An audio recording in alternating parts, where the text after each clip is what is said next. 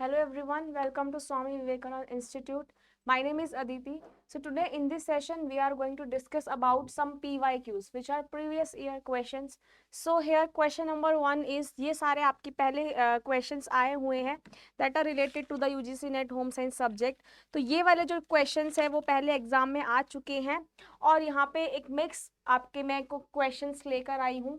तो ये मिक्स आपके यूनिट्स के क्वेश्चन है.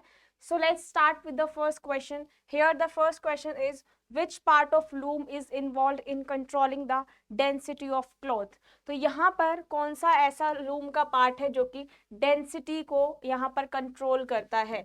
तो मैंने आपको एक वीविंग पढ़ाया हुआ है. वीविंग में यहाँ पर प्राइमरी और सेकेंडरी मोशंस के बारे में हमने डिस्कस किया था. तो यहाँ पे आप पहले वाली वीडियोस में जाके देख सकते हैं. वहां पर we have talked about weaving जिसमें यहाँ पर प्राइमरी और सेकेंडरी मोशंस के बारे में हमने बात की थी. तो यहाँ पर उसमें एक लूम बनाते हैं जिसमें हम वेफ्ट और वाप की हम बाइंडिंग कराते हैं. बाइंडिंग के बाद यह क्या होता है, एक लूम बनता है जिससे हम क्या करते हैं, फैब्रिक यान से फाइबर से यान हम जो प्रोड्यूस करते हैं. तो ऐसे लूम का कौन सा पार्ट है जो कि डेंसिटी को कंट्रोल करता है. निडल और ट्रिडल जो है ये तो आपका स्विंग मशीन का पार्ट है, तो ये तो आपका नहीं करता है मैटर. यहाँ पे रीड और शटल तो सिर्फ मूव कराने में हेल्प करती है, जो वेफ्ट और वाप की बाइंडिंग है उसमें हेल्प करती है. तो यहाँ पे रीड ऑप्शन जो है वो करेक्ट ऑप्शन हो जाएगा. तो रीड जो है लूम का पार्ट जो कि डेंसिटी को कंट्रोल करता है. Now coming to the second question, India कौन सी सिल्क की वैरायटी को प्रोड्यूस करता है, मलबरी, टेसार, एरी या मूगा. तो यहाँ पे ऑप्शन जो है मलबरी और टेसार एंड मूगा जो है वो असम सिल्क होता है. असम के जो कप फैब्रिक होते हैं उन पे सिल्क होता है, that is muga. Mulberry, tasar and muga ये तीनों ही ऐसे सिल्क है, वैरायटी ऑफ सिल्क है इंडिया की जो कि मलबरी, टसर एंड मूगा है. तो यहाँ पे here option number A, B and D will be correct option. तो यहाँ पे तीनों ऑप्शन जो है वो करेक्ट हो जाएंगे. मलबरी, टसर एंड मूगा ये तीनों ही इंडिया की सिल्क की वैरायटी है. Now coming to the third question, direct system of yarn numbering. अगर मैं डायरेक्ट सिस्टम की बात करूं तो यहाँ पे डेनियर और टेक्स ऐसे हैं जो डायरेक्ट सिस्टम है यार्न नंबरिंग के. जब हम यार्न नंबरिंग करते हैं तो दो मेथड होते हैं, एक इनडायरेक्ट सिस्टम होता है, एक डायरेक्ट सिस्टम होता है. तो यहाँ पे अगर मैं डायरेक्ट सिस्टम की बात करूं तो हम उसको मेजर करते हैं डेनियर और टेक्स में. डेनियर का मतलब होता है 900 ग्राम्स में 900 मीटर. अगर मैं बात करूं कितने यहाँ पर हम यार्न काउंट करते हैं, और टेक्स का मतलब होता है 1000 नंबरिंग में हम जब इसको मेजर करते हैं. अगर मैं कॉटन और वर्स्टेड काउंट की बात करूं तो ये डायरेक्ट मेथड ये आपके इनडायरेक्ट मेथड होते हैं जिसमें हम कॉटन और वर्स्टेड काउंट लेते हैं. डीनियर टेक्स में क्या है कि 900 ग्राम में आपका कितना वेट आता है यार्न का, उसको हम मेजर करते हैं डायरेक्ट सिस्टम में, डेनियर और टेक्स में. सो यहाँ पर option B would be the correct answer. Now coming to the fourth question, which parent education program is based on individual psychology. कौन सा यहाँ पे पेरेंट एजुकेशन प्रोग्राम है, that is step systematic training for effective parenting. यहाँ पे हम parent education programme की बात कर रहे हैं. यहाँ पे कुछ पेरेंट एजुकेशन प्रोग्राम्स चलाए जाते हैं जिनमें पेरेंट्स को अवेयर किया जाता है कि वो पेरेंटिंग कैसे कर सकते हैं. जब मैंने आपको टाइप्स ऑफ पेरेंटिंग पढ़ाई थी, जैसे आपके यहाँ पे ऑथोरिटेरियन स्टाइल है, ऑथोरिटेटिव स्टाइल है, परमिसिव स्टाइल है, नेग्लेक्टफुल स्टाइल है, तो यहाँ पर ये सारे टाइप की जो पेरेंटिंग होती है वो आता है इफेक्टिव पेरेंटिंग में. तो यहाँ पे कुछ प्रोग्राम्स चलाए जाते हैं जिसमें यहाँ पे पेरेंट्स को अवेयर किया जाता है, इनको नॉलेज दी जाती है अबाउट द सिस्टमैटिक पेरेंटिंग या फिर पेरेंटिंग किस तरीके से करनी चाहिए. तो यहाँ पे एक स्टेप प्रोग्राम है, systematic training for effective parenting. Now coming to the fifth question, जो पॉलिस्टर होता है वो डल फॉर्म में कैसे ऑब्टेन होता है, using the titanium dioxide. Titanium dioxide को यूज करके हम पॉलिस्टर को डल फॉर्म में ऑब्टेन कर सकते हैं. Now six question is which among the following is Uttar Pradesh embroidery. यहाँ पे उत्तर प्रदेश की एम्ब्रॉयडरी कौन सी है, तो यहाँ पर चिकनकारी, फूल पत्ती का काम एंड जरदोशी ये तीनों ही आपके उत्तर प्रदेश की एम्ब्रॉयडरी है. तो यहाँ पे option number B, C and D जो है वो करेक्ट ऑप्शन हो जाएगा. Now coming to the 7th question, this is match the following. तो यहाँ पे जो चॉप का मतलब है, चॉप का मतलब क्या है, यहाँ पे फुलकारी शॉल। जब आप फुलकारी शॉल देखते हो, जैसे आपका पंजाब में देखना, तो वहां पर क्या है, ऐसे आपके ट्रायंगल या फिर स्क्वायर शेप में दुपट्टे पे लगा होगा, तो उसमें उस जिसको हम बोलते हैं chop, that is Phulkari shawl. चकला आएगा एक स्क्वायर हैंगिंग। बुखानी का मतलब आता है एक सैश या स्कार्फ जो कि ब्राइड ग्रूम पहनती है इन कच्छ और सौराष्ट्र में। और यहाँ पे बारी में, सॉरी, यहाँ पर जो बुखानी है वो आएगा आपका तोरण इन द शेप ऑफ आर्क। जो तोरण होता है आर्क की शेप में, उसको हम बोलते हैं बुखानी। और यहाँ पे जो बरी है वो यहाँ पे कच्छ और सौराष्ट्र, जो ये कि गुजरात का रीजन है, इन रीजन में एक ब्राइड ग्रूम क्या पहनती है, स्कार्फ पहनती है, जिसको हम बारी बोलते हैं। और बुखानी एक तोरण होता है in the shape of arch. तो ऐसे क्वेश्चन भी आते हैं एग्जाम में। Now coming to the 8th question, यहाँ पर चीज प्रिपरेशन के स्टेप्स बताने हैं कि चीज कैसे प्रिपेयर करी जाती है। तो सबसे पहले जब हम चीज बनाते हैं, सबसे पहले हम करते हैं पेस्चराइजेशन ऑफ मिल्क। यहाँ पर हम एलिमिनेशन मेथड का यूज कर सकते हैं। अब देखिए यहाँ पे एक ये कोड है ए, एक सेकेंड कोड है, एक थर्ड कोड है, and this is 4th code. तो यहाँ पे 5th कहाँ पर आ रहा है, इस कोड में आ रहा है, तो ऑप्शन नंबर बी जो है वो यहाँ पर करेक्ट हो जाएगा। आगे देखने की नीड ही नहीं है। और आगे देखना हो तो देखो, हम क्या करते हैं, सबसे पहले पेस्चराइजेशन करते हैं मिल्क पे, जिसमें हम मिल्क को बॉईल करते हैं at a very high temperature. यहाँ पे हमने क्या करा, सबसे पहले पेस्चराइजेशन करी। देन हम यहाँ पे क्या कर रहे हैं, एसिडिफिकेशन कर रहे हैं, जिसमें हम क्या करते हैं, एसिडिफिकेशन करते हैं मिल्क का। जनरली हम इसमें क्या ऐड करते हैं, यहाँ पर स्टार्टर कल्चर को यहाँ पर ऐड करते हैं। नेक्स्ट यहाँ पे क्या करते हैं, एंजाइम का ऐड करते हैं।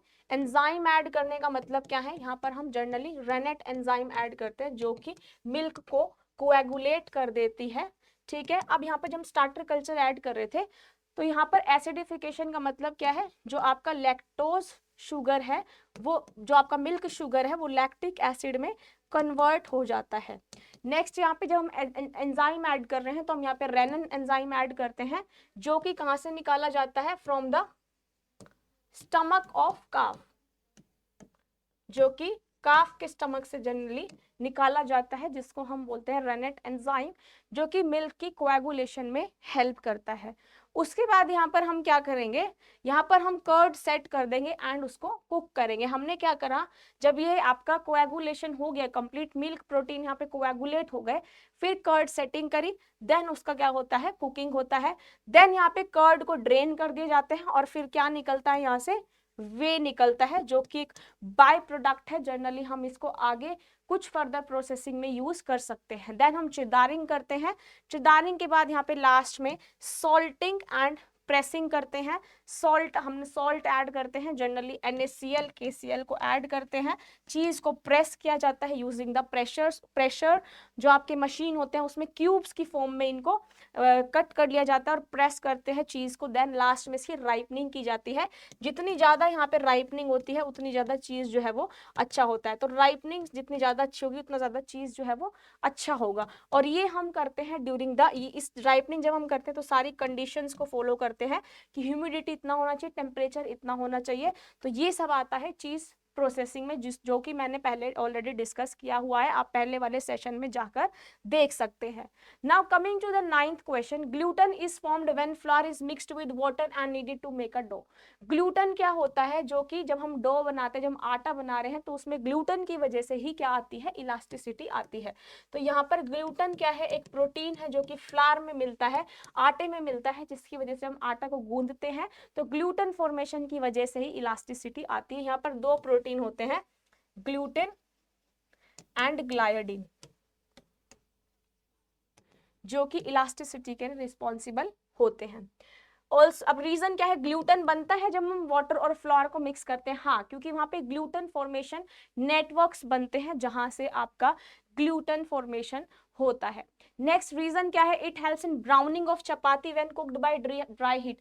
क्या ये ब्राउनिंग चपाती को ब्राउन करने में हेल्प करते हैं जब हम ड्राई हीट करते हैं? नहीं, यहाँ पर जो चपाती की ब्राउनिंग होती है that is due to the dextronization process. Dextronization process क्या होती है, जिसमें हम ड्राई हीट को इन्वॉल्व करते हैं, तो कुका फूड। तो यहाँ पे जब हम ड्राई हीटिंग देते हैं, जैसे आपने पापड़ किया, चपाती की, तो उसमें डेक्सट्रोनाइजेशन होती है, जिसमें चपाती की ब्राउनिंग हो जाती है when we are using dry heat.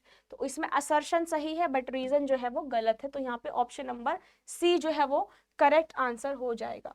Now coming to the 10th question, जब हम पनीर बनाते हैं मिल्क में से, तो पीएच, जिसमें केजिन, केजिन क्या है, एक मिल्क प्रोटीन है, तो केजिन जो है वो कितने पीएच पे प्रेसिपिटेट होता है, तो केजिन जो प्रेसिपिटेट होता है वो होता है 4.6 पीएच पे केजिन जो है वो प्रेसिपिटेट होता है।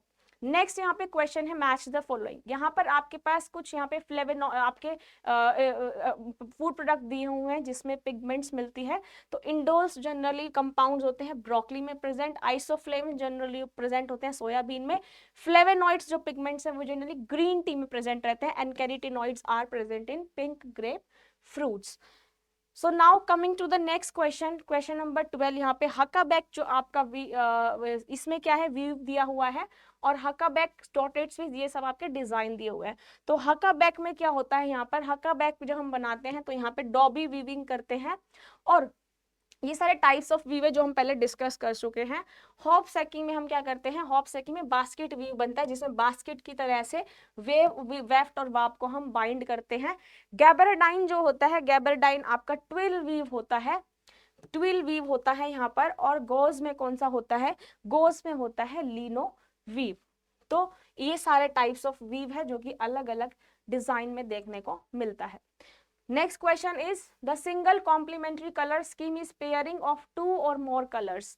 क्या यहाँ पर जो सिंगल कॉम्प्लीमेंट्री कलर है उसमें पेयरिंग होती है 2 और मोर कलर की? नहीं, 2 या 2 से ज्यादा पेयर में डबल कॉम्प्लीमेंट्री होता है, नॉट सिंगल। तो डबल कॉम्प्लीमेंट्री आपके 2 पेयर की अपोजिट जो पेयर्स होते हैं उनको बोलते हैं। और कॉम्प्लीमेंट्री में जब आप कलर व्हील बनाते हो, तो जब आप यहाँ पे प्राइमरी सेकेंडरी कलर्स लेते हो, तो आपस के जैसे मान लो ये कलर्स होंगे, दैट इज कॉम्प्लीमेंट्री कलर। और अगर मैं 2 पेयर यूज करके करूं तो उसको हम बोलेंगे डबल कॉम्प्लीमेंट्री कलर। तो ये सिंगल कॉम्प्लीमेंट्री में 2 पेयर होती है, ये गलत है। ट्रायड जो स्कीम है is the combination of primary colour. क्या जो 3 ट्रायड स्कीम है उसमें हम प्राइमरी कलर का कॉम्बिनेशन लेते हैं?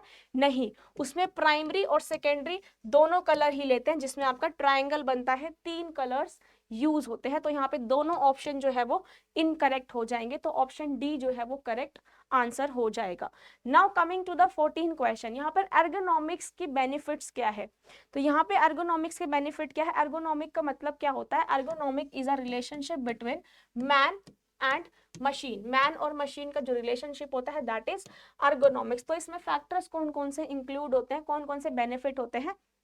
safer job, increase efficiency in productivity, effective financial management and fewer injuries। तो यहाँ पर सेफर जॉब्स होती है, ठीक है, इंक्रीज एफिशिएंसी बढ़ती है, क्योंकि अगर आप मशीन में काम करोगे तो आपकी प्रोडक्टिविटी और एफिशिएंसी इंक्रीज होगी।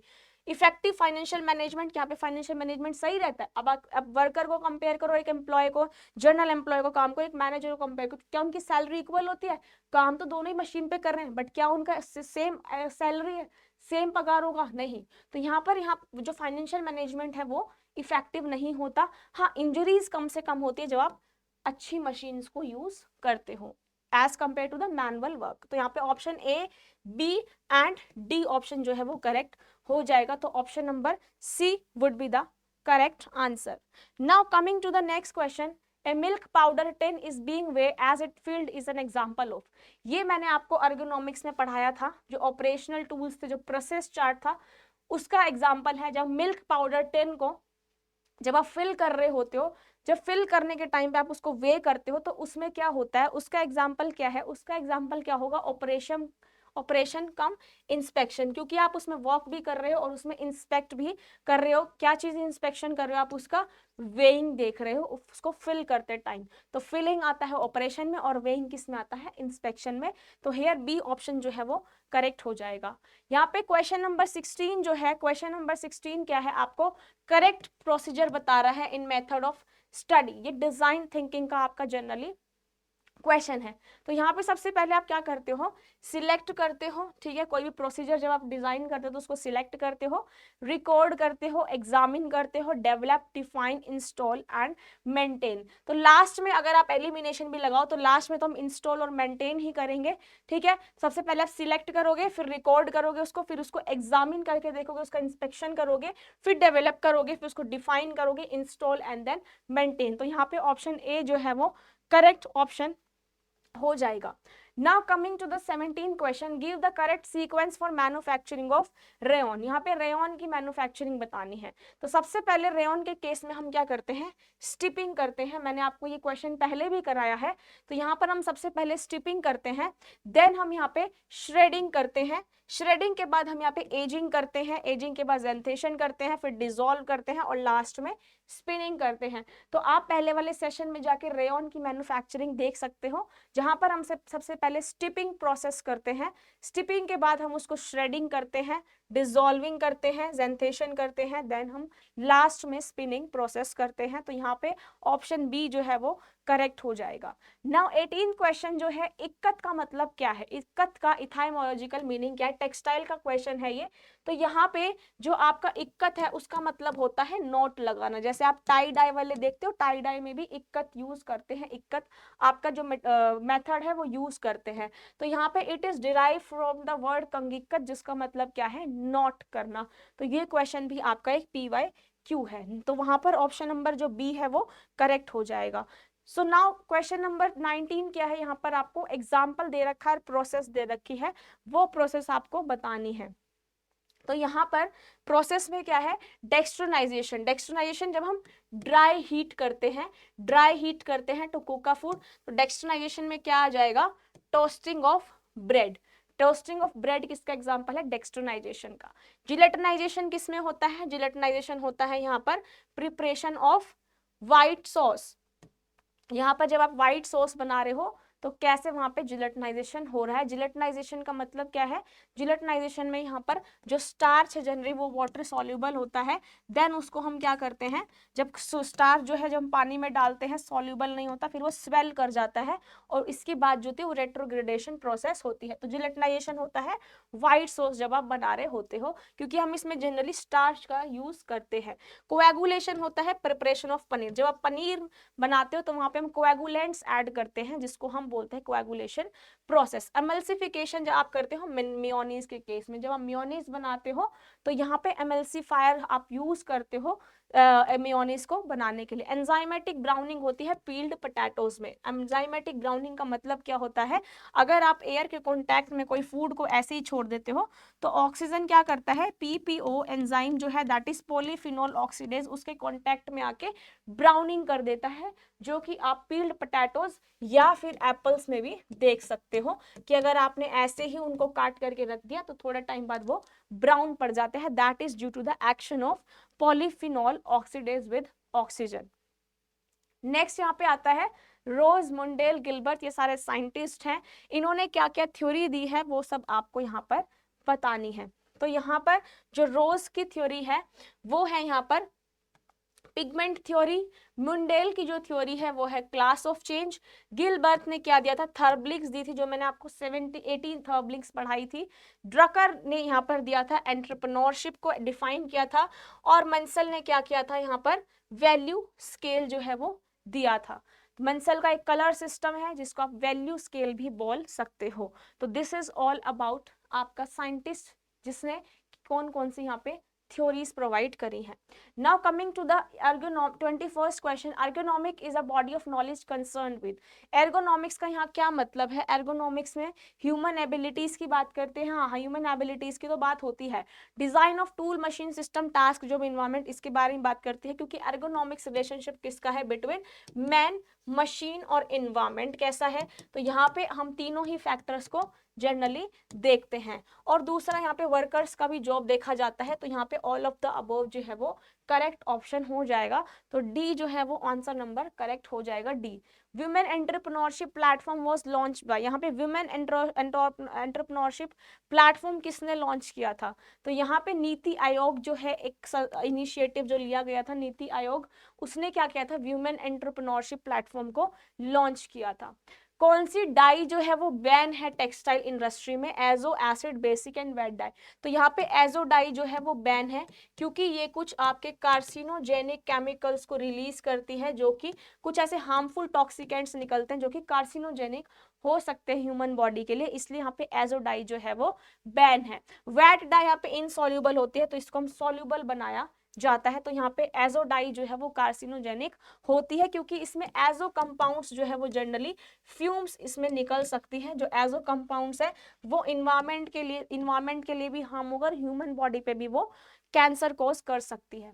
लो weight for height, low weight for height को हम क्या बोलते हैं, लो वेट फॉर हाइट को हम बोलते हैं वेस्टिंग। और स्टंटिंग क्या है, हाइट कम रह जाती है एज के हिसाब से, तो उसको हम बोलते हैं स्टंटिंग। और वेस्टिंग का मतलब अगर यहाँ पे वेट कम रह जाता है हाइट के हिसाब से तो इसको हम बोलते हैं वेस्टिंग। तो कैसे याद करना है, वेस्टिंग से वेट, ठीक है, वेस्टिंग से वेट कम रह जाना है ड्यू टू द प्रॉपर वहां पे आपको न्यूट्रिशन नहीं मिल रहा है। तो लो वेट रह जाता है हाइट के अकॉर्डिंग, उसको आप बोलोगे वेस्टिंग। और हाइट कम रह जाती है एज के अकॉर्डिंग तो आप उसको बोलते हो स्टंटिंग। स्टंटिंग में तो वैसे ही ग्रोथ कम रहती है तो आप इसको हाइट से याद कर सकते हो और वेस्टिंग से वेट का याद कर सकते हो। नेक्स्ट यहाँ पे 25th क्वेश्चन है, आफ्टर वॉशिंग अ वुलन कार्डिगन, आपने एक वुलन कार्डिगन को वॉश करा है, आपने ऑब्जर्व करा कि उसकी शेप चेंज हो गई है, तो उसके रीजंस क्या हो सकते हैं। यूज ऑफ कोल्ड वाटर, नहीं, कोल्ड वाटर में वुलन जो है वो शेप नहीं बदलता, हाँ हॉट वाटर में जो है वो शेप जो है बदल सकता है। Soaking the cardigan in Luke warm water, हाँ ल्यूक वार्म वाटर से भी उसकी जो शेप है वो चेंज हो सकती है। Using kneading and squeezing method, नहीं, जब आप स्क्वीजिंग और नीडिंग करते हो तो उससे शेप चेंज नहीं होती क्योंकि फाइबर्स उसके इंटैक्ट रहते हैं। रिंगिंग टू रिमूव वाटर, जब आप रिंगिंग प्रोसेस कर रहे हो, उसको ड्राइंग कर रहे हो या फिर उसको झाड़ कर सुखा रहे हो, तो उस केस में क्या है, शेप जो है हमें चेंज दिखती है। तो यहाँ पे option number B, C and E correct हो जाएगा, which is option number C. तो यहाँ पे ऑप्शन नंबर सी जो है वो करेक्ट हो जाएगा। तो यहाँ पर आपके ऐसे टाइप के PYQs जो है वो जनरली एग्जाम में देखने को मिलेंगे। So now coming to the next question. Okay, questions are over, only 25 questions are there. मैं आपके लिए और ऐसे क्वेश्चन जो हैं वो लेकर आने वाली हूँ, तो इसी तरीके से आप पढ़ते रहिए, अपनी कंसिस्टेंसी को मेंटेन करिए और मैक्सिमम PYQs जो है वो सॉल्व करो ताकि आपकी प्रिपरेशन और अच्छी हो जाए। Thank you so much, bye and take care everyone.